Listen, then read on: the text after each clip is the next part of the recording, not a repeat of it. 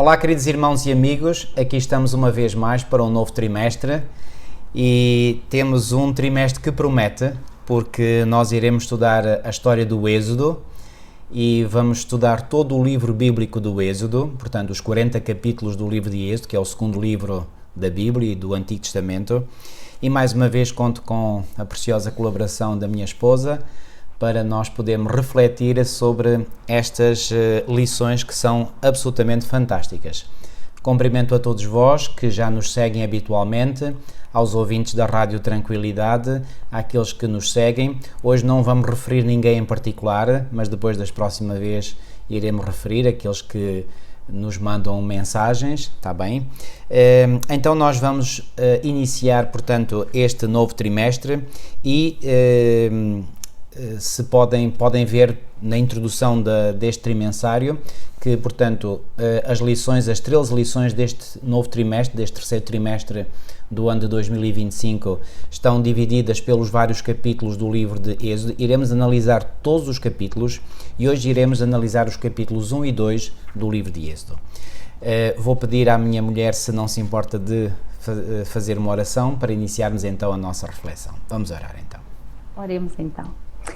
Querido Deus e nosso amado Pai, muito obrigada, Senhor, por mais uma vez nos dás esta oportunidade de podermos estar juntos com o objetivo de abrirmos a Tua Palavra, de Te conhecermos mais ainda, de recordarmos histórias do passado que são tão necessárias, o Seu ensinamento para nós no presente, Senhor. Pedimos que o Teu Santo Espírito esteja sobre nós, que abençoe cada irmão, cada irmã, cada amigo que está connosco neste momento, que verdadeiramente seja o Teu Espírito que nos inspire e que nos faça compreender a palavra revelada. Amém. Senhor. Obrigada porque Te manifestas na nossa vida, obrigada porque deixaste esta palavra abençoada para cada um de nós e ajuda-nos, Senhor, no tempo que ainda temos de liberdade, de ocuparmos, Senhor, o nosso tempo a investigar, a aprofundar o nosso conhecimento da pessoa de Jesus. Amém. Ajuda-nos, Senhor, a ser abertos à influência do Teu Espírito e que verdadeiramente, Senhor, seja este um momento de encontro contigo, com a Tua Palavra e com os Teus ensinamentos. Amém. Tudo isto e tudo agradecemos em nome de Jesus. Amém. Amém. Muito bem, então nós hoje vamos ver alguns antecedentes, portanto, toda esta história do Êxodo, não é? Pois bem, a palavra Êxodo, como podem imaginar, portanto, tem o significado de uma debandada em massa, digamos assim, de uma grande população, não é? Mas o título do livro em hebraico não é este, é o termo Shemot, como vem aqui mencionado na lição de domingo, e eu fui confirmar na Bíblia hebraica, não me lembrava, e realmente Shemot quer dizer nomes, e realmente o livro de Êxodo começa com os nomes, e diz assim: estes, pois, são os nomes dos filhos de Israel que entraram no Egito com Jacó, cada um entrou com a sua casa. É evidente que para nós percebermos o livro de Êxodo temos que conhecer os antecedentes, e os antecedentes estão no livro de Gênesis, obviamente. Então fala aqui dos irmãos de José, Ruben, que era o primogênito, Simeão, Levi e Judá, Issacar, Zebulon e Benjamim, Dan, Naftali, Gad e Azer. Todas as almas, pois, que procederam da coxa de Jacó. Esta é uma expressão bíblica. Uma expressão mais antiga, não é? Mas acho interessante que, e aqui noutra versão diz, todas as pessoas, pois, que descenderam de Jacó foram 70. E aqui fala em 70 almas nesta versão. José, porém, estava no Egito. Então, Gênesis 46, 27 também afirma que foram 70 as pessoas que desceram. E quando os filhos de Israel saíram no êxodo do Egito, pois bem, eram milhões, não é, de pessoas. Portanto, isto mostra o enorme crescimento que eles tiveram. Aliás, como diz aqui no versículo 7, mas vamos ler primeiro o versículo 6, diz assim: sendo, pois, José falecido e todos os seus irmãos e toda aquela geração, os filhos de Israel frutificaram e aumentaram muito e multiplicaram-se e foram fortalecidos grandemente, de maneira que a terra se encheu deles. Esta terra, obviamente, refere-se à terra do Egito e particularmente à terra de Gozan, que era uma porção do território do Egito que ficava a norte, nomeadamente no delta do Rio Nilo. O Rio Nilo deságua em delta, ou seja, em vários braços, e entre esses braços de rio, pois bem, aquela terra era fertilíssima, porque era bem regada e, portanto, era uma terra muito fértil. Ou seja, o povo de Israel estava na melhor porção da terra do Egito, que, portanto, Deus lhes tinha dado. Depois, no versículo 8 diz, depois levantou-se um novo rei, que aqui o autor diz que era o rei, ou o faraó Amósis, que viveu entre 1570, ou foi rei entre 1570 e 1546 a.C.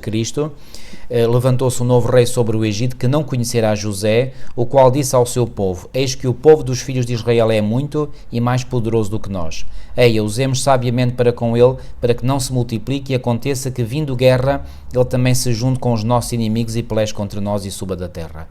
E puseram sobre eles maiorais de tributos para os afligirem com as suas cargas, porque edificaram a Faraó cidades de tesouros, Pitom e Ramsés.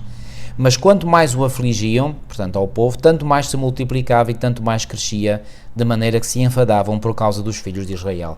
Eu achei aqui muito interessante, portanto, este versículo 12, que diz que quanto mais o afligiam, tanto mais se multiplicava. Milu, quero que possas agora fazer aqui um comentário. O que é que te parece que Deus estava a fazer com este povo, não é? Para que, apesar da oposição, apesar das dificuldades que punham este povo, cada vez mais se multiplicava. Será que esta multiplicação era realmente a bênção de Deus sobre este povo, sim ou não? Sim, é interessante notar que esta é nada mais, nada menos que o cumprimento de uma promessa que o Senhor havia dado a Abraão, não é? A tendência seria como as estrelas do céu, e realmente aqui o povo, independentemente das circunstâncias em que ele estava a sentir essa bênção do Senhor, porque as circunstâncias não eram nada favoráveis, ou pelo menos a partir deste momento em que o novo faraó, não é, toma conhecimento que realmente aquele é um povo muito especial, seguramente ouviu falar daquele que tinha sido o seu antecessor e do relacionamento muito próximo e amigável que havia entre aquele que tinha sido José, os seus irmãos, toda aquela história passada, não é? Vemos como Deus usou José naquele momento da história, mas isto fez-me pensar algo, marido. É interessante que quando o Senhor abençoa os seus filhos, as bênçãos não é para ficarem reservadas apenas e só ao seu povo. Deus almeja abençoar todas as pessoas, e é evidente que todas serão abençoadas por causa dos verdadeiros filhos de Deus que estão na terra e que o Senhor os abençoa, e aqueles que, mesmo que não temendo a Deus, acabam por usufruir dessas bênçãos. Agora repara, aquele coração que não está temente ao Senhor, nem é sensível ao Espírito de Deus, em vez de se posicionar para receber essas bênçãos também, acaba por criar neles um sentimento de inveja, um sentimento, no fundo, de guerrilhas, de traições mútuas. Então, repara, este rei, este faraó que surge agora, não tendo o temor de Deus, viu naquilo que seria uma bênção também ao seu próprio reino, como tinha sido nos reinos anteriores, viu antes uma maldição, ou sentiu medo, ou sentiu temor, porque o medo e o temor, quando dizemos medo, portanto, no sentido de serem destruídos, e ele pensou que se este povo realmente se unisse entre si, eles seriam muito poucos para fazerem face a eles. Mas agora repara, aquilo que o Senhor havia permitido abençoando o seu povo, era também para que o seu povo, lá no meio desta nação pagã, pudesse abençoar e ser uma fonte de bênção. Infelizmente, nem sempre as pessoas reagem às bênçãos que Deus quer mandar sobre as suas vidas, através dos seus filhos, da melhor maneira. Certo. E isto foi realmente toda esta história, e nós sabemos o que vai acontecer, em que este rei vai exatamente insurgir-se, não é? E trazer neste momento da história do povo de Deus aquilo que é chamada a escravatura, a exploração, o abuso, para ver se eles diminuíam em número e eram desencorajados, portanto, a crescer como nação, não é? E como povo. Muito bem. E sem dúvida nestes meandros da história aqui apresentada no livro de Êxodo, nós podemos ver que hoje a realidade é exatamente a mesma. Eu gosto muito, como sabes, daquele texto de Eclesiastes 1:9-11, onde diz nada há pois de novo debaixo do sol, não é? E portanto, por isso é que é tão importante, e aliás o apóstolo Paulo, e aqui o autor chama a atenção, portanto logo no início, portanto deste estudo, que aliás isso é na introdução deste trimensário, chama a atenção, é muito bem, do texto de Paulo em 1 Coríntios 10:11, onde Paulo diz que ora tudo isto lhes sobreveio como figuras e estão escritas para aviso nosso, para quem já são chegados os fins dos séculos. Então nós podemos e devemos aprender algo destas lições do passado, porque hoje, volto a dizer, não há nada de novo debaixo do sol. Então nós temos aqui uma viagem extraordinária para fazer, porque à medida que nós vamos recordando aquilo que aconteceu com o povo de Deus no passado, nós temos então uma indicação clara daquilo que acontece hoje ainda. E o que eu acho interessante também, aqui um momento também referido na lição de domingo, é que é importante nós termos uma fé que não dependa das circunstâncias. Ora bem. Porque repare, este povo durante tempos tinha um governador favorável, não é? Tudo aquilo que estava à sua volta favorecia em todos os sentidos as famílias, portanto que eram as famílias de Deus, e a partir de determinado momento vem outro governante que ao contrário vai fazer exatamente o oposto, portanto vai oprimi-los, vai tornar a sua forma de vida tão pesarosa e de escravatura mesmo, de escravatura, que realmente o cenário muda, as circunstâncias mudam. Então é muito importante, como diz aqui o autor, nós nunca dependermos das circunstâncias que estão à nossa volta, mas verdadeiramente dependermos a nossa confiança e a nossa fé em Deus, sempre dependendo de Deus e não das coisas que estão a acontecer. Ora bem. E por isso, portanto, é dito aqui, portanto, que este relato diz-nos algo sobre como nunca devemos tomar as circunstâncias, especialmente as boas, como garantidas. Não, neste mundo nunca podemos dar as circunstâncias boas como garantidas. A única garantia que nós temos neste mundo é que Deus é fiel, que Deus é o mesmo ontem, hoje e o será para sempre, conforme diz em Hebreus no capítulo 13 e no versículo 8. Portanto, Deus sim é uma rocha segura, é um firme alicerce no qual nós podemos e devemos estabelecer a nossa fé, a nossa vida. Tudo o resto é relativo, tudo o resto. Por isso é que a Bíblia diz claramente, maldito o homem confia no homem, não é? Mas logo a seguir também diz, bendito o homem confia no Senhor. Então, mais uma vez, temos aqui, portanto, lições extraordinárias de confiança que estes relatos nos dão sobre a forma como Deus conduz o seu povo. Ok? Muito bem. Temos aqui também na lição de segunda, aqui digamos um pequeno contexto histórico, não é? Em que nos é referido que José, portanto, era filho de Jacó, de Israel, não é? E que, nós sabemos, ele foi vendido pelos seus irmãos para o Egito. Esse texto vem, ou esse relato vem em Gênesis, no capítulo 37, ok? E aqui no versículo 37 e nos versículos 26 a 28, nós lemos, então Judá disse aos seus irmãos, ou seja, foi dos filhos aquele que teve melhor bom senso, digamos assim. Que proveito haverá em que matemos o nosso irmão e escondamos a sua morte? Vinde e vendamo-lo a estes ismaelitas, e não seja a nossa mão sobre ele, porque ele é nosso irmão, nossa carne. E os seus irmãos obedeceram. Passando depois os mercadores midianitas, é interessante, no versículo 27 fala em ismaelitas, e depois no versículo 28 fala em midianitas, o que se pode deduzir que midianitas ou ismaelitas são a mesma coisa, ok? Ou pelo menos aqui dá a entender isso. Depois, passando depois os mercadores midianitas, embora os midianitas sejam descendentes de Midian, que era o quarto filho que Abraão teve de Quetura, ao passo que os ismaelitas eram, portanto, descendentes de Ismael, o filho que Abraão teve da sua serva Agar. Não sei por que razão é que, e digo mesmo não sei porque é que ismaelitas e midianitas são considerados como sendo iguais, ou seja, uma coisa pelo menos têm em comum, é que quer os midianitas, quer os ismaelitas eram também descendentes de Abraão, mas não de Isaac, ok? Ou seja, não era da linha. Paulo vai usar, por exemplo, esta imagem em Romanos 9, quando ele vai dizer que os descendentes de Abraão são os de Isaac, ou seja, não são os outros. Bom, mas isso é outro assunto que eu agora não vou aqui atardar-me. Então, versículo 28 de Gênesis 37 diz, Passando, pois, os mercadores midianitas, tiraram e alçaram a José da cova e venderam José por 20 moedas de prata aos ismaelitas, os quais levaram José ao Egito. Então é assim que José vai parar ao Egito, não é? Há uma inveja, também ainda há bocadinho falaste da inveja, não é? Deste novo faraó, portanto, que não conheceu a José. Pois bem, José, ele próprio também foi vítima, e que vítima, da inveja e da inveja dos seus próprios irmãos, não é? Dos seus próprios irmãos de sangue, não é? Isto é algo terrível, não é? E essa inveja foi mesmo uma inveja que chegou ao ponto de o quererem matar. Não fosse a intervenção de Judá, conforme vimos, e ele teria sido provavelmente morto. Eu pergunto-me, e deixo esta pergunta para a vossa reflexão, dar-se-á o caso de que terá sido por esta intervenção de Judá que livrou José da morte certa, que Deus depois favoreceu grandemente a tribo de Judá?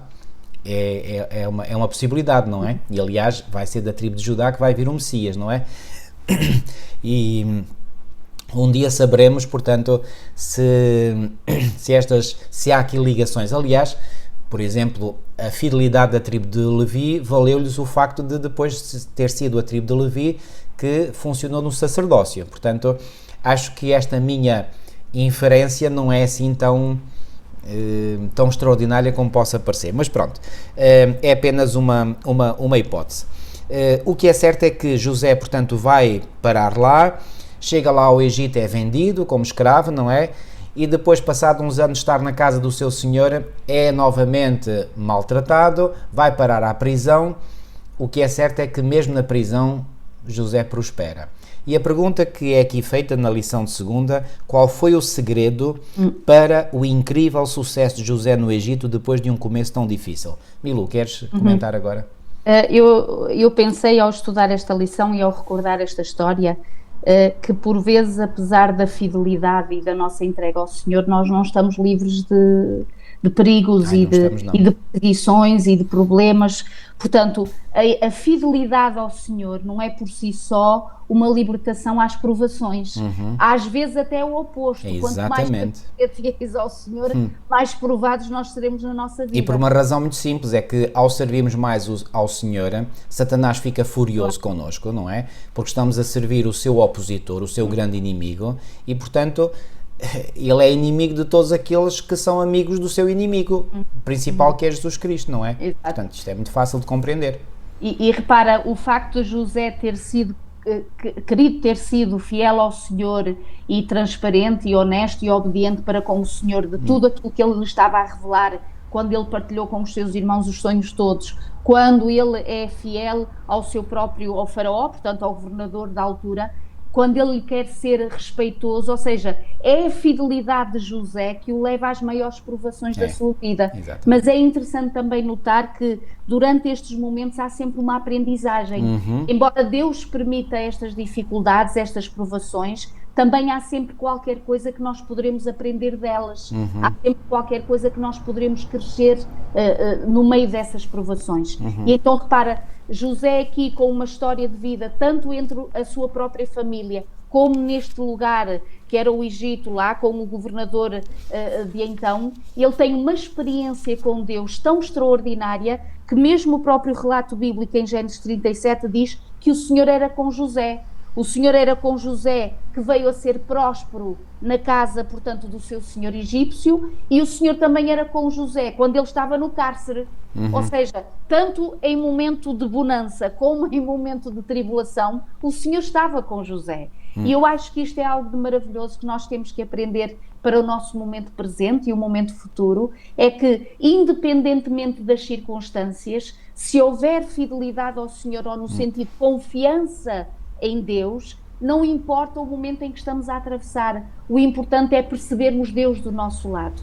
E Deus do nosso lado pode permitir situações de bonança, situações de bem, de bom, de estarmos bem, mas também o Senhor pode permitir outras situações mais desafiadoras e mais provantes. Mas isto não significa que o Senhor não esteja do nosso lado, assim como o Senhor estava na vida de José e como nós vemos de forma tão maravilhosa como o Senhor acabou por usar José, não é? Para um momento muito especial e determinado da história do povo, do seu próprio povo. Eu creio que muito facilmente nós nos esquecemos que qual é o objetivo principal, o grande objetivo que Deus tem para a nossa vida. E para tocar nisso, deixem-me apenas e só aqui enfatizar um aspecto, que é o seguinte: qual é a única coisa que nós levaremos desta terra para o céu? É apenas uma. Qual é? É o caráter. Então reparem, o grande objetivo de Deus para nós é o quê? É o aperfeiçoamento do nosso caráter. E esta deveria ser também a nossa prioridade absoluta. E se não é, estamos mal. Portanto, a nossa prioridade absoluta nesta vida deve ser só uma: o aprimoramento, o aperfeiçoamento do nosso caráter. Então, todas as dificuldades que Deus permite que venham à nossa vida têm sempre como único objetivo o aperfeiçoamento do nosso caráter. Será que José foi aperfeiçoado ao passar por estas provas? Se foi. Será que nós hoje somos aperfeiçoados ao passar por provas? Se somos. Então, não devemos nos revoltar quando essas provas ou crises vêm, porque elas vêm e têm um objetivo nobre, têm um objetivo muito bom para nós. Claro que nós não gostamos das provas, ninguém gosta, como é óbvio, mas Paulo também explica muito bem em Hebreus 12 que a disciplina não é objeto de alegria, não é para nós, mas que depois de termos sido disciplinados, pois bem, vem a satisfação profunda. Então, não devemos esquecer nunca, porque se esquecemos isso, nós vamos andar frustrados, vamos andar tristes, angustiados, vamos mesmo, possivelmente, não direi que são todos, mas alguns, infelizmente, acontece, revoltam-se contra Deus. E como é que nós nos podemos revoltar contra Deus se Deus está a fazer o melhor para nós? Então é isso que nós temos que compreender. Agora, o inimigo baralha a nossa mente muitas vezes e, portanto, nós temos que ter a nossa mente bem firmada na verdade de quem Deus é e de como Ele age, para que o inimigo assim não possa transtornar a nossa mente, baralhando-a com ideias que não têm, que distorcem a realidade como ela é. Então, nunca nos esqueçamos disso, queridos. As provas, as dificuldades, tanto no caso de José como no nosso caso, têm um e apenas um objetivo: o aperfeiçoamento do nosso caráter. O mesmo iria acontecer com Moisés. Porque é que acham que Deus permitiu que Moisés fosse passar 40 anos no deserto? O objetivo é o mesmo: aperfeiçoamento do caráter e prepará-lo para a grande obra. Qual foi a grande obra? O autor fala aqui, e eu já tinha isto em mente, que a vida de Moisés pode ser dividida em 3 períodos de 40 anos cada um, não é? Os primeiros 40 anos foram passados no Egito, 12 anos na casa, portanto, paterna ou materna, e depois mais 28 anos na corte do Egito, porque Ellen White diz-nos aqui, por exemplo, no capítulo, muito rapidamente, vou aqui citar, portanto, aqui no capítulo 21 desta edição de Patriarcas e Profetas, nós temos aqui, portanto, que ela diz aqui, na página 211, foi porém obrigada a entregá-lo, ela conservou consigo o filho tanto quanto pôde, portanto, falando da mãe de Moisés, perdão, foi porém obrigada a entregá-lo quando ele tinha aproximadamente 12 anos. E depois, mais à frente, na página 214, diz: Moisés ficou na corte até aos 40 anos. Então, se ele foi para a corte com 12 e saiu de lá com 40, quantos anos ele lá passou? 28 anos. Ainda foi uns bons anos, não é?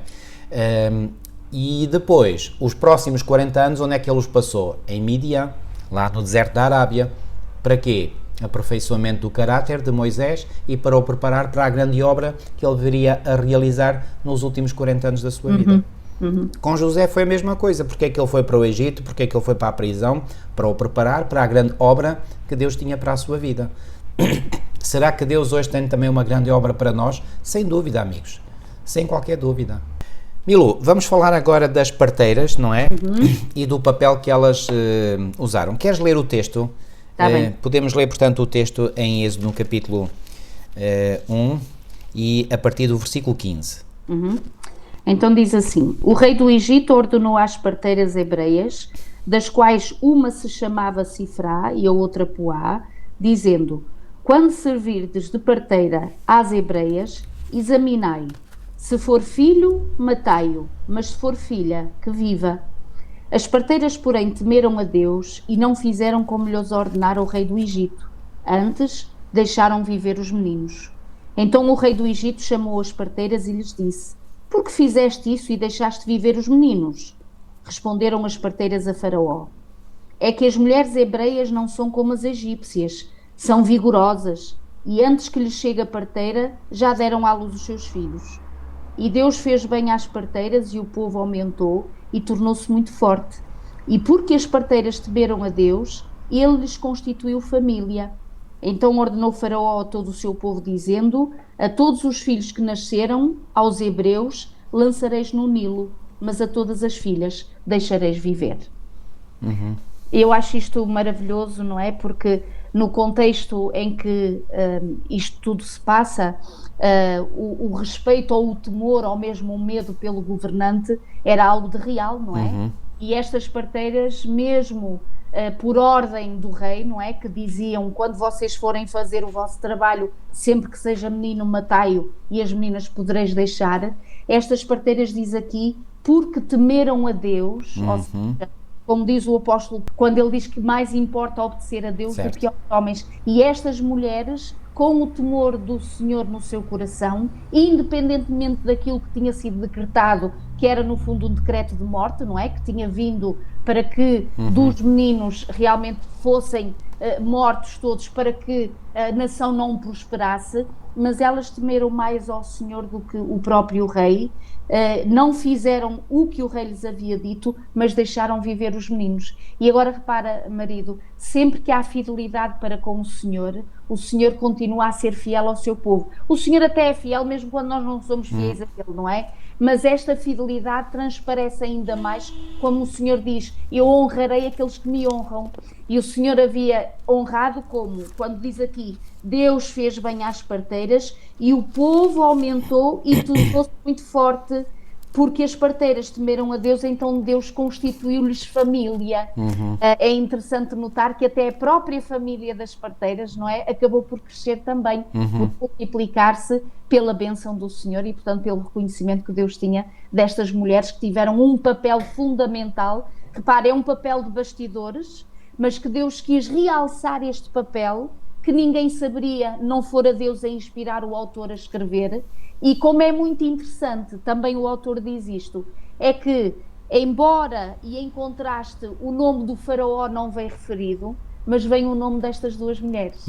E é algo também um bocadinho estranho em relação à cultura de então, não é? Porque normalmente falava-se só do nome dos homens, não é? E sobretudo depois, se era rei, não é? Tudo se era rei e tudo isso. Repara, duas mulheres simples da sociedade, cujo papel realmente eram ser parteiras, ajudar as mulheres a dar à luz, e o Senhor faz questão que os seus nomes venham referidos no cânon sagrado, como que, independentemente do local onde nós estamos, independentemente do trabalho que tenhamos, da posição até que a sociedade, digamos, que nós possamos ter, nós teremos sempre o favor de Deus lá onde estamos. Cumpramos nós é a sua vontade, tenhamos nós é um coração disposto a obedecer-lhe e a ser-lhe fiel, porque se assim for, então o Senhor tomará conta da nossa vida e seremos vasos e instrumentos nas suas mãos para a bênção daqueles que estão à nossa volta. Sem dúvida. Graças a Deus que nem todo o trabalho dos filhinhos de Deus é em vão, ou seja, haverá sempre alguém no meio das tais nações pagãs que, por obra e obediência daqueles que são os seus filhinhos, acabarão por atrair outros queridos ao caminho de Deus. E quem sabe estas mulheres, realmente pelo testemunho da dedicação deste povo ao Senhor, ao Deus de Israel, tenham-se ficado sensibilizadas também a adorar o Deus de Israel. Sobre as parteiras egípcias, há aqui dois pormenores que me chamam a atenção. Eu confesso que não tenho a certeza absoluta daquilo que vou dizer, mas são apenas hipóteses. A primeira hipótese é a seguinte: é verdade que no texto que tu leste, Milu, diz aí, portanto, podes ler novamente o versículo 15, a primeira parte.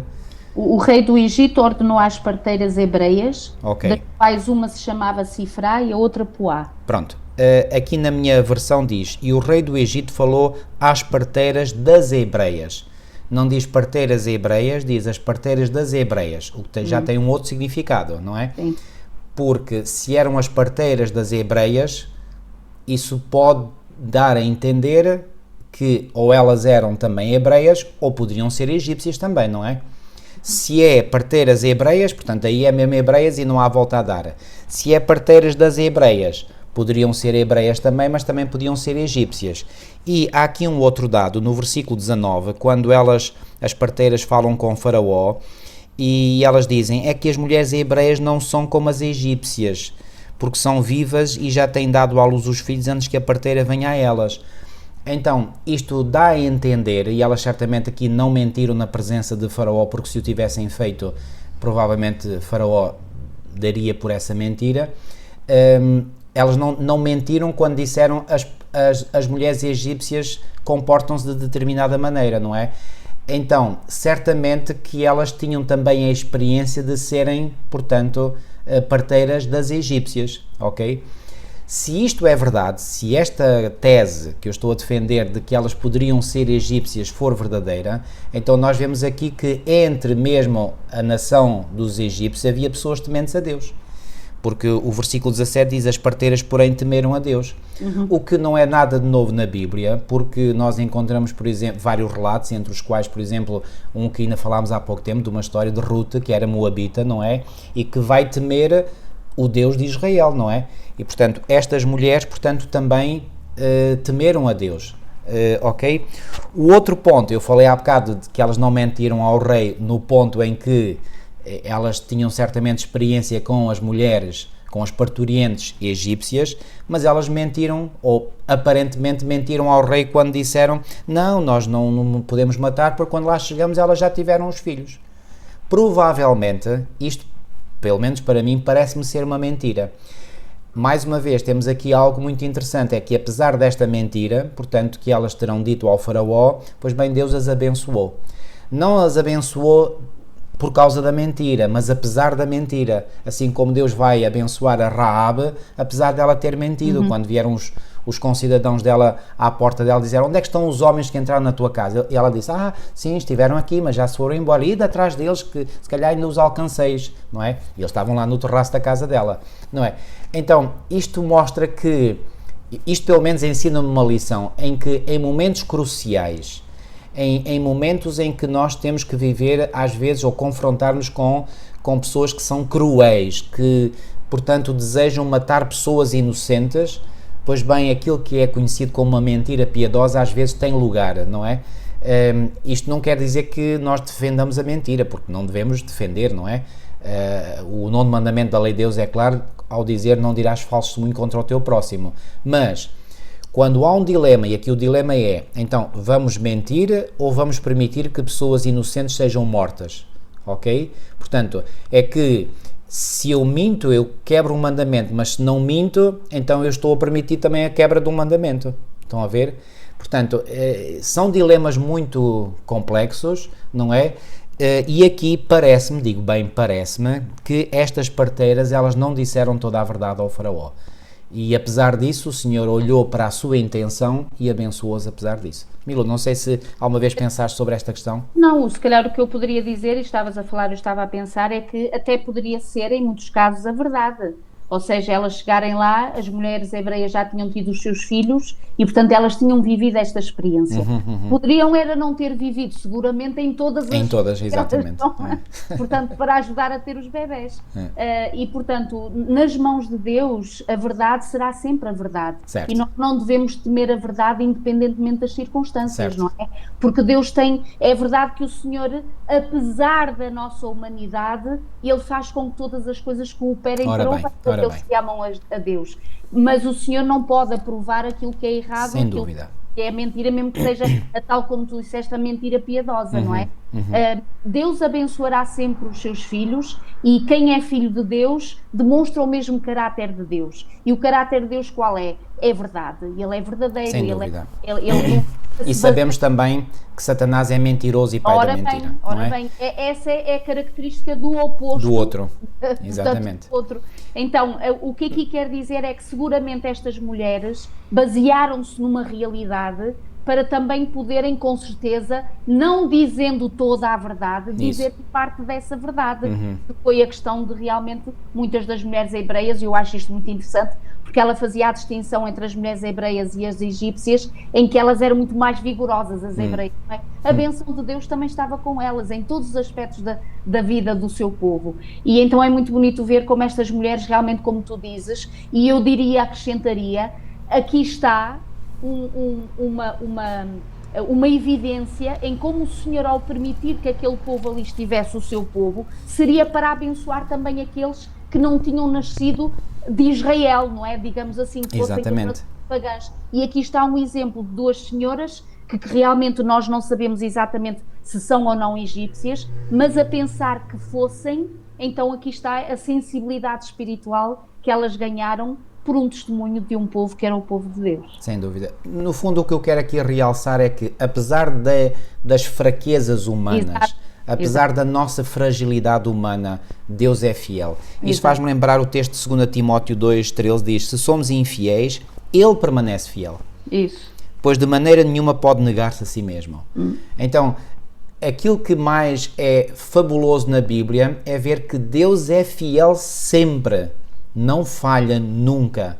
E, portanto, é isso que dá estabilidade ao povo de Deus, não é? Apesar das nossas falhas, apesar de manquejarmos aqui e mais ali, de uma falha aqui, o Senhor continua fiel ao seu povo. Isto é fabuloso. Isto nos deveria fazer apaixonar completamente de Deus, porque Deus merece o nosso amor, merece a nossa adoração, merece toda a nossa dedicação, porque Ele é realmente fiel, mesmo quando nós por vezes somos infiéis. Isto é absolutamente fantástico.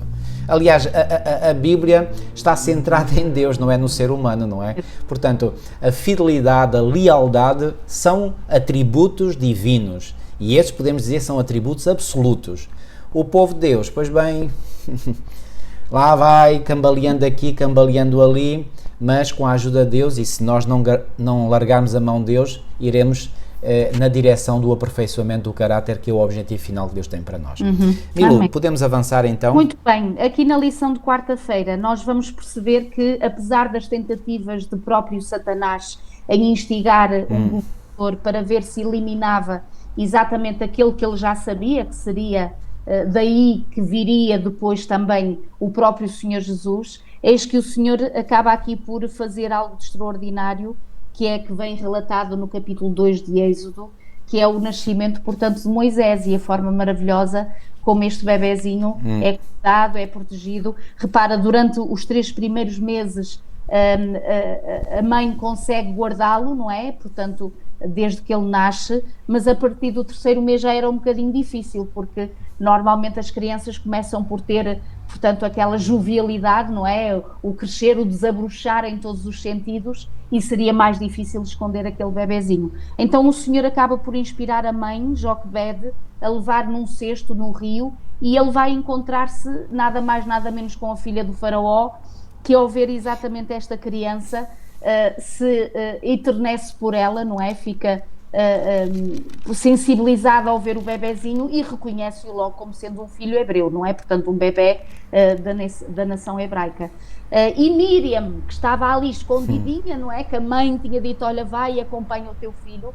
Seguramente Joquebede, com o seu relacionamento grande que tinha com Deus, sabia que o Senhor iria cuidar do seu filhinho. Seguramente não tinha ideia de qual seria o fim, não é? Mas Deus está no princípio, no meio e no fim, e era isso que ela confiava. E então, quando Míriam se aborda esta filha do faraó, pergunta se quer que arranje alguém para tomar conta do bebê. E claro, e eu acho isto maravilhoso, marido, quando diz aqui no capítulo 2, portanto, versículo 5, desceu a filha de faraó para se banhar no rio, as suas donzelas passeavam pela beira do rio, e vendo ela o cesto no carriçal, enviou a sua criada e o tomou, e ao abrir viu a criança, e eis que o menino chorava, teve compaixão dele e disse, este menino é dos hebreus. E agora o versículo 7, então disse a sua irmã à filha de faraó, queres que eu vá chamar uma das hebreias que sirva de ama e te crie a criança? E agora repara, versículo 8 e 9, respondeu-lhe a filha de faraó, vai. Saiu, pois, a moça e chamou a mãe do menino, não é? Lá vem a Não, mãe. aí ia chamar outra. Pois. Então lhe disse a filha de Faraó, e agora repara como isto é interessante, como Deus faz as coisas. Leva este menino, cria-mo, pagar-te-ei o teu salário, e a mulher tomou o menino e o criou. Ou seja, a mãe de Moisés, Joquebede, ainda é paga, ainda por cima, pela filha do Faraó, para tomar conta do seu próprio filho. Ou seja, não só não perdeu o seu filho, Isso. como depois ainda vai receber Isso. um salário da Segurança Social do Egito, não é? Exatamente. E com certeza os dias não seriam fáceis, e como Deus acaba por intervir de uma forma tão milagrosa e usando a filha de Faraó, porque o Senhor pode canalizar mesmo aqueles que, não conhecendo totalmente Deus, possam ter ou seja, um momento na história do plano de Deus em que o Senhor realmente vai canalizar esta mulher para ser bênção a Joquebede na casa de Moisés, onde depois a mãe acaba por criá-lo até aos 12 anos, não é? Portanto, isto é algo de maravilhoso. Milu, há pouco eu falei, portanto, da tribo de Levi, não é? Sim. E aqui o versículo 1 diz: e foi-se um varão da casa de Levi, casou com uma filha de Levi. Portanto, quer o pai de Moisés, quer a mãe, eram ambos da tribo de Levi, portanto, Moisés era também um levita. Mas há aqui um detalhe que eu acho que é interessante, no capítulo 6 e no versículo 20, já agora, se quiseres ler, portanto, 6:20. De Êxodo, não é? Sim, sim. 6:20. Arão tomou por mulher a Joquebede, sua tia, e ela lhe deu a Arão e Moisés. E os anos da vida de Arão foram 137. Então, diz aqui que, portanto, Arão, portanto, que era o pai de Moisés, não é? Tomou por mulher a Joquebede, sua tia. É interessante. O pai de Moisés era sobrinho da mãe. Isso. Portanto, aqui foi um casamento entre um sobrinho e a tia. Exato. Será que a tia era mais velha? Poderia ser, poderia não ser, porque eu também tenho uma sobrinha que é mais velha do que eu, não é? Exato. Mas, portanto, poderia ser, poderia não ser. Mas é um dado interessante e que mostra que nesta altura, só depois, mais tarde na vida de Moisés, é que o Senhor então vai dar ordens explícitas para não haver casamentos consanguíneos, ou seja, entre parentes. Até ao tempo de Moisés, em que Moisés legisla, pois bem, casamentos entre parentes era algo relativamente comum. Ok? Podemos avançar, então, era só um pormenor. É muito interessante aqui que o autor faz esta referência, que Moisés nasce como sendo um filho formoso, e a palavra que é usada é bom, ou seja, a mesma palavra que é usada, que aparece lá em Gênesis 1. E Deus viu que tudo era bom, que era muito bom. Ou seja, Moisés, e isto é muito interessante, a nossa vida não passa ao lado dos pareceres de Deus ou das intenções divinas. Mesmo um nascimento que possa ter sido, nós perguntamos, mas porquê? Há um plano de Deus para cada vida. Deus se permitiu a existência de cada pessoa, há um plano de Deus para cada vida. E esta vida, assim como a princesa vai dar o nome de Moisés, ou seja, filho de, ou aquele que é tirado das águas, não é? Portanto, Moisés já tem logo desde o seu nascimento uma história de salvação, de milagre, não é? Seguramente Joquebede passou aqueles 12 anos a ensinar a Moisés a história milagrosa do seu nascimento, da forma como Deus o preservou, da forma como Deus usou a filha do faraó para ele voltar para a casa da sua mãe e ser ali cuidado. Ou seja, Moisés cresce já nesta sensibilidade espiritual de saber que alguma coisa Deus tinha para a sua vida, certo, algum plano maravilhoso Deus tinha para a sua vida. E isto é muito bom quando nós canalizamos os nossos filhos para esta sensibilidade espiritual de que eles nascem para honra e louvor de Deus em primeiro lugar. Mais do que para nosso próprio prazer, é para um objetivo divino, para um plano divino. E Moisés seguramente cresceu a ouvir isso mesmo. Já agora, há aqui um outro detalhe interessante, que é no capítulo 1 e no versículo 22, portanto, quando Faraó deu aquela ordem, disse: a todos os filhos que nascerem lançareis no rio. A mãe de Moisés fez isto, ou seja, ela não violou a lei. Pois. Porque ela pôs o filho no rio, só que a lei não dizia como é que se vai pôr no rio, não é? E ela pegou num cestinho, calafetou completamente, portanto aqui fala, portanto, betumou com betume e pês. Este betume é um tipo assim de alcatrão, não é? Portanto é completamente isolante à água, não é? E ela pôs realmente, conforme dizia o decreto real, pôs o filho no rio, não é? Porque o decreto não especificava como é que se pode pôr o filho no rio. Claro, ele admitia que era atirar as crianças para a água sem nada. E ela pôs realmente o filho na água, só que dentro de um cesto. Portanto, ela não violou a lei. Eu acho isto também muito interessante porque aqui mostra que muitas vezes estas leis injustas, há a forma, Deus dá discernimento para os seus filhos, para saber como, digamos, contornar a lei sem a violar, digamos assim. Portanto, leis humanas, ok? Portanto, este pormenor é muito interessante também.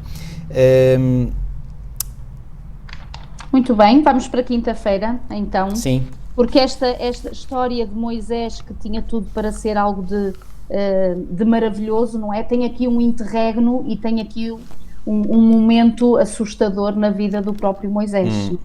Queres falar sobre isso, marido? Sim, Moisés, vou ler aqui o versículo 11, e aconteceu naqueles dias que, sendo Moisés já grande, saiu a seus irmãos e atentou nas suas cargas, e viu que um varão egípcio feria a um varão hebreu dos seus irmãos.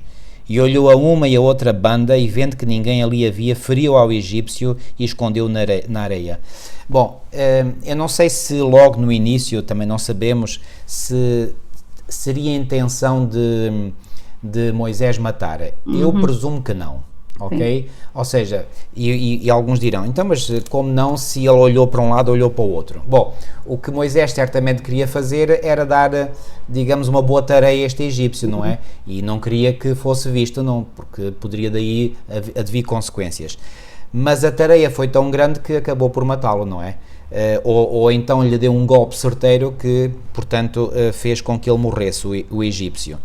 E depois diz aqui o versículo 13, e tornou a sair no dia seguinte, e eis que 2 varões hebreus contendiam, e disse ao injusto, por que feras a teu próximo? O qual disse, quem te tem posto a ti por maioral e juiz sobre nós? Pensas matar-me como mataste o egípcio? E a pergunta que nós nos devemos colocar é, mas como é que este indivíduo sabia que Moisés tinha morto? Só há uma explicação lógica, é que este indivíduo tinha sido o indivíduo que Moisés tinha salvo do egípcio no dia anterior. Ok? Então era ele que sabia, porque ele viu. Ele foi testemunho ocular daquilo que Moisés fez ao egípcio para o libertar. Então repara, ele até poderia estar grato para com aquilo que Moisés lhe fez, mas não, aqui a vítima tornou-se agora o agressor. Ok? Isto faz-me lembrar aquela parábola que Jesus contou daquele indivíduo que vai pedir perdão ao rei porque tinha uma grande dívida para com o rei, e depois quando encontra o seu conservo quase que o esgana a pedir que ele lhe pagasse, não é? Pois bem, como é que alguém pode ser tão mau depois de ter sido tão beneficiado, não é? E foi certamente o que aconteceu com este hebreu, que tendo sido liberto pela ação de Moisés que estava a ser vítima, portanto, de um bullying, digamos, de um egípcio, não é? Agora vai fazer o mesmo para com o seu irmão. Exato. Não é? E Moisés repreende, e ele diz, mas tu és agora juiz aqui entre nós, que é isso? E quando Moisés ouviu isto, ele assustou-se porque imaginou que se ele era capaz de dizer isto da frente dele, então provavelmente já o tinha espalhado. E então diz aqui, e Moisés disse, certamente este negócio foi descoberto, e tanto foi descoberto que chegou aos ouvidos de Faraó. Versículo 15, ouvindo pois Faraó este caso, procurou matar a Moisés, mas Moisés fugiu de diante da face de Faraó e habitou na terra de Midian e assentou-se junto a um poço. Aqui há uma frase aqui de Ellen White, que vem aqui na lição de quinta-feira, no Patriarcas e Profetas, que diz, toda a questão de Moisés matar o egípcio depressa se tornou conhecida dos egípcios e, muito exagerada, rapidamente chegou aos ouvidos do faraó. Ou seja, o que é que chegou aos ouvidos do faraó? Não apenas que Moisés tinha morto um egípcio, mas chegou também, foi apresentado ao rei como um ato que tinha um grande significado, que Moisés tencionava liderar o seu povo contra os egípcios. Isto era completamente falso, era fake news.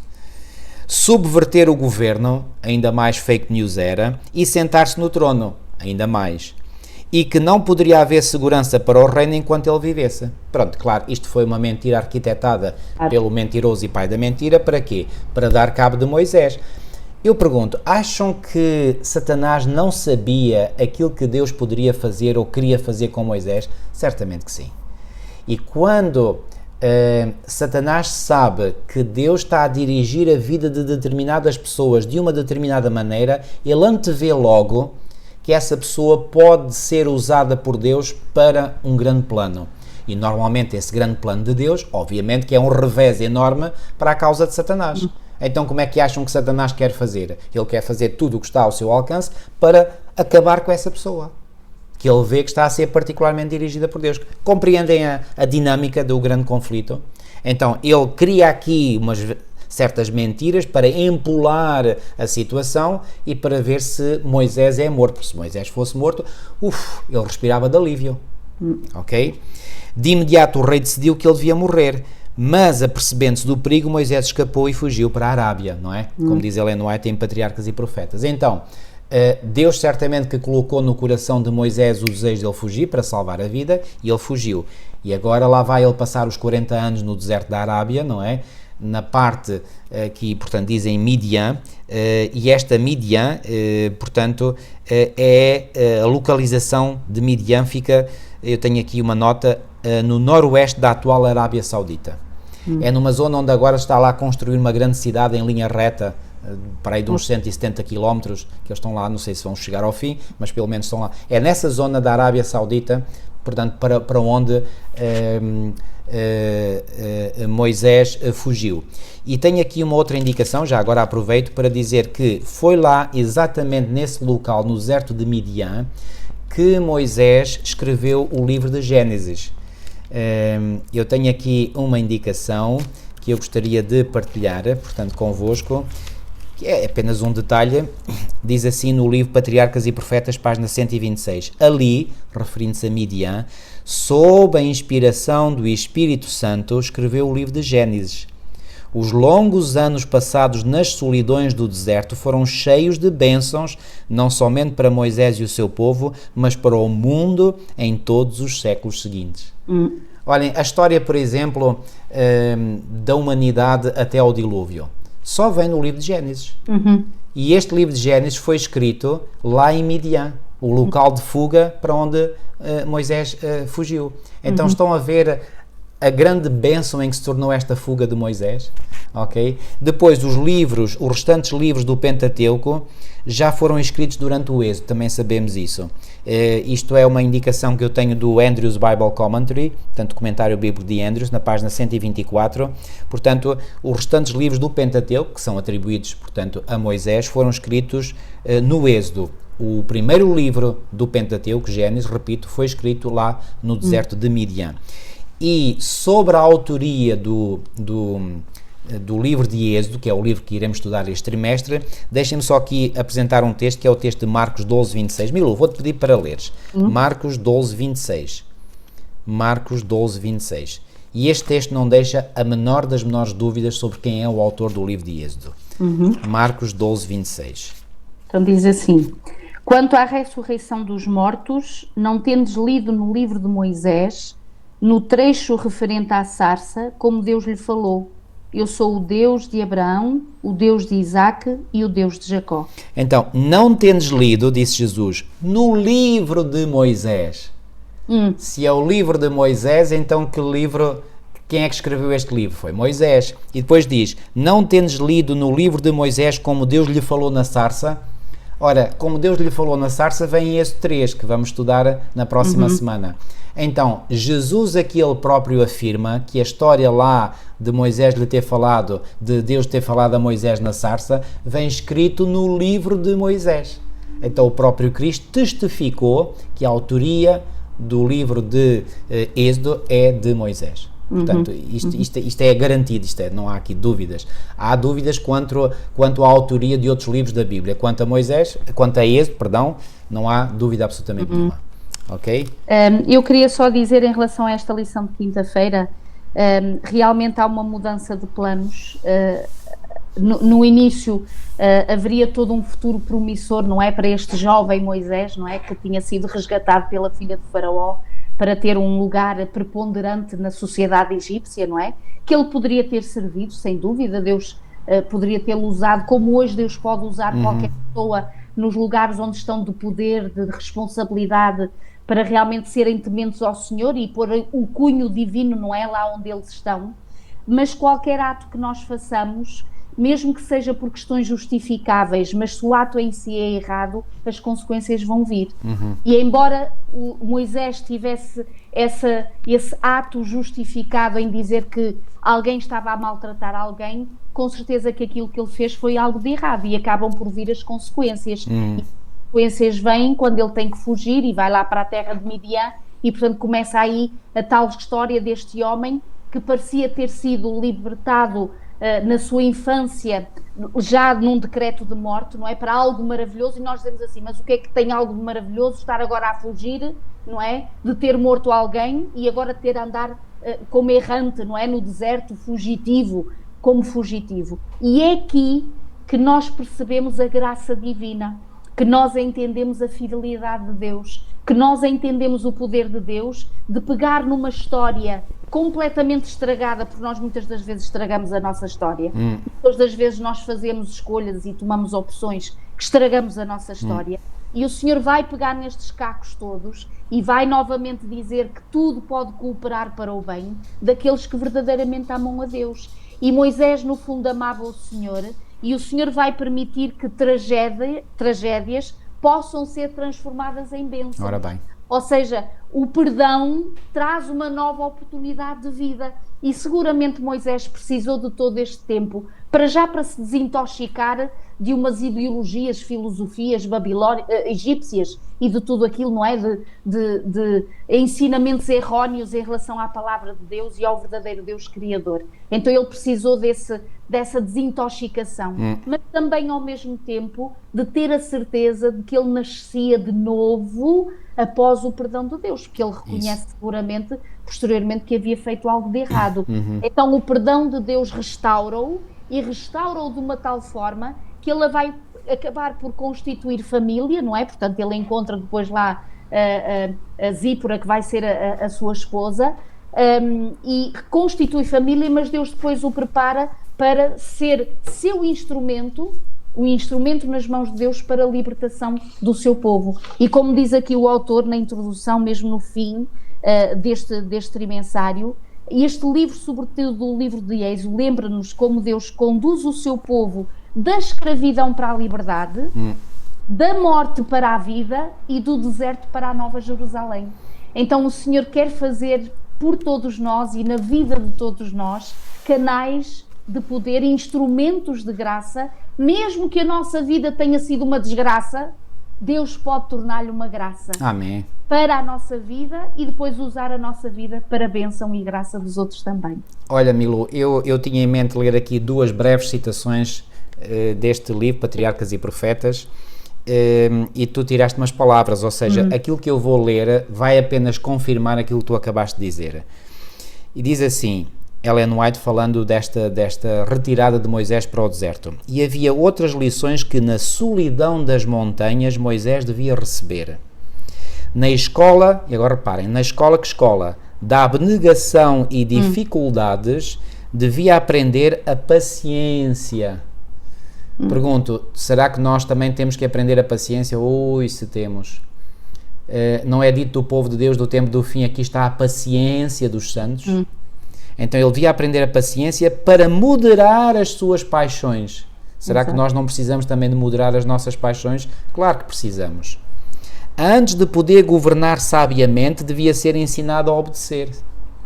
O seu próprio coração devia estar em completa harmonia com Deus antes de poder transmitir o conhecimento da sua vontade para Israel. Pela sua própria experiência, devia estar preparado para exercer um cuidado paternal sobre todos os que necessitavam do seu auxílio. E a outra citação, e tu falaste da limpeza, da purga mental que ele precisava. Moisés tinha estado a aprender muita coisa que tinha de desaprender. Pois. As influências que o tinham cercado no Egito, o amor da sua mãe adotiva, a sua própria posição elevada como neto do rei, neto adotado, claro, a devassidão por todos os lados, porque havia devassidão na corte do egípcio, como há em quase todas as cortes, o requinte, a subtileza e o misticismo de uma religião falsa, que era a religião do Egito, o esplendor de um culto idólatra, a solene grandiosidade da arquitetura e da escultura, tudo tinha deixado profundas influências na sua mente em desenvolvimento e moldara até certo ponto os seus hábitos e o seu caráter. O tempo, a mudança de ambiente para o deserto e a comunhão com Deus podiam remover estas influências. Abandonar o erro e aceitar a verdade requeria, da parte do próprio Moisés, uma luta tremenda. Eu pergunto, não é o caso connosco hoje? É igual. Mas Deus seria o seu auxiliador quando o conflito fosse demasiado severo para a força humana. Uau, que lições nós retiramos então de Moisés. É a mesma experiência ou não é, queridos? É a mesma. É a mesma. Que conflitos tremendos nós temos quando abandonamos o erro e aceitamos a verdade. Que conflitos tremendos. Ainda hoje estamos nesse processo de abandonar o erro, porque há erros que estão tão enraizados na nossa mente, como era no caso de Moisés, que o Senhor por vezes sabe que para que eles sejam removidos temos que passar por provas e dificuldades duras. Que Deus nos ajude nesse sentido. Amém. Ok, vamos terminar com uma oração. Nosso querido e amado Pai, muito obrigado, Senhor, por estas histórias fantásticas, Senhor, que ficaram registadas na Tua Palavra e nas quais nós podemos retirar lições extraordinárias para os nossos dias e para nós mesmos. Amém. Ó Senhor, muito obrigado por tudo, Senhor. Fica connosco, ajuda-nos nestas lutas, Senhor. Ajuda-nos, sobretudo, no aperfeiçoamento do nosso caráter. Nós queremos, Senhor, que o nosso caráter possa ser completamente transformado à imagem e à semelhança do nosso Salvador. Amém. Ajuda-nos, Senhor, a nos desenvencilharmos de todo o erro que nós recebemos, muitas vezes sem termos consciência disso, como Moisés não tinha, certamente, mas Tu permitiste que ele fosse 40 anos para o deserto para lhe fazer uma limpeza mental. Ó Senhor, ajuda-nos e faz essa limpeza mental em cada um de nós. Fica, pois, connosco, Senhor, abençoa-nos e protege-nos, é o que nós te pedimos e pela fé te agradecemos, em nome de Jesus. Amém. Amém. Ok, amigos, ficamos por aqui desta vez. Encontro marcado para a próxima semana. Até lá, que o Senhor vos abençoe grandemente. Até para a semana, se Deus quiser. Pedro.